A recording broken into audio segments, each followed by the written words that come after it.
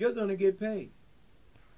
If the person comes in and speaks another language and you have nobody that can speak that language, so they can't tell you what they want, so they're gonna leave. And to me, it's like a catch-22 because I walked into a dollar store and I asked the young lady for a particular item, and me don't speak English. Okay, so you should have spoken Spanish. But you should have spoken Spanish. But I've been raised and born in Boston. Don't isolate yourself like that, my friend. But I'm just saying. I mean, is it still fair that you're in my neighborhood and I'm spending $1 and you still? I don't like the way you said my neighborhood. It's our neighborhood. Yeah. Okay, our neighborhood. Okay, right. Excuse me. But like I'm saying is, it's still not fair that we're spending money. And they should know it's the same thing. It's like apples and oranges mixing. We need to change our thinking around that. You might not see it right now, but your daughter, with her studying, she'll be able to show you that because she'll come in one day and tell you, Dad, I'm working, in the bank now, and because I speak a second language, they gave me a better position. And would you be too much of a man to say, well, let me check your books out because I want to learn something too? Yeah. Well, I mean, I'm sorry that it's taking so long for all this to come out. No, don't say you're sorry.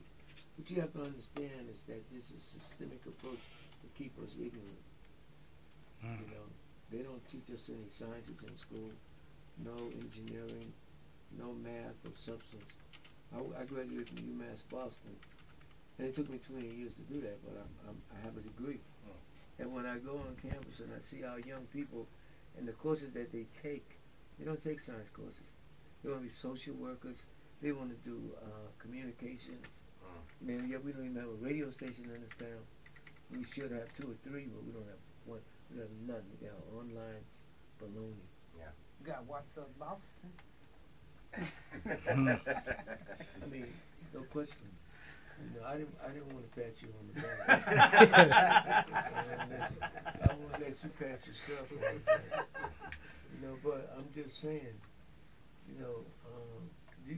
when you go someplace, like on Monday nights at the Blackstone, they just ended the salsa every Monday night. Okay. You hear the rhythms, the drums, and all of that.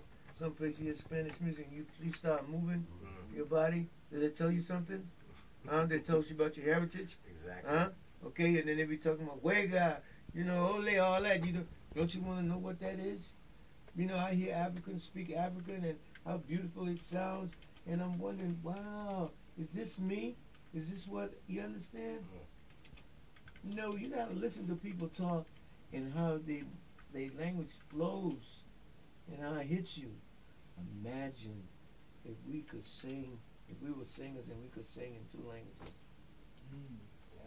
You want to get paid, right? You're right. It is interesting to know if somebody. Do you want to get paid? All day. All day, every day. Enough said. But you're absolutely right, though. I mean, I'm interested in knowing if somebody's talking what they're saying. You don't know if they're talking about you or you just want to know. For you, or talking for you. You do. I mean, you're gonna talk about you in English or whatever. So that's a given. But I just want to make our community stronger by getting on the school system, getting back to our point, getting on the school system about the curriculum as it relates to languages and science and math and engineering. Get them young, man, because we need this. When you see the buildings going up, you see these people with the yellow hats, and you see a few black people with the shovels, but you don't see that many with the plans rolled up under their arms. We need to be there. We built the pyramids, man. Do you know the pyramids was taller than the biggest building they got here in Boston? They have all the tools we have. And it's still standing. Yeah. Come on, man. Come on. So ourselves short. Come on, Listen man. to WRBB 104.9 FM Boston. And this is What's Up Boston. We letting you know what's up. What's going on in Boston. Yeah, food for thought. I want to go back to the violence again, and I'm going to ask you a question of this. We know this year has been a high rate of shootings in our community. Right now it's 170 plus. Shootings? Shootings, yeah. And, you know, just recently we had a flourish of a multitude of high crime shootings.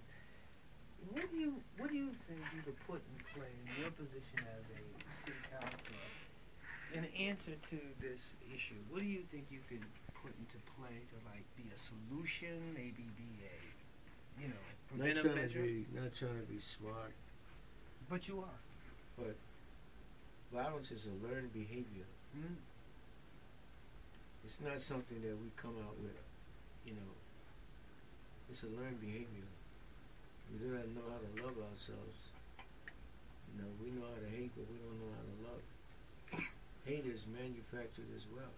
I don't like the way you look at me. I don't like the shoes you got. That's sad. I'm gonna take your stuff. Right. Yeah? Right. Friends kill friends. Most of the homicides that you have, nobody could get up on you that close to hit you and shoot you where they shoot you if they're not your friend. I spoke upon that earlier with you about that, how the young man had to go get a gun to protect himself from his own friend.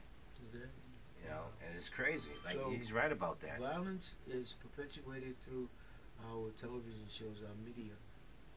How many cop shows do you see? A whole lot of them. Whole lot of them. And the cop always wins, right? Yeah. Right? They get them in. And how many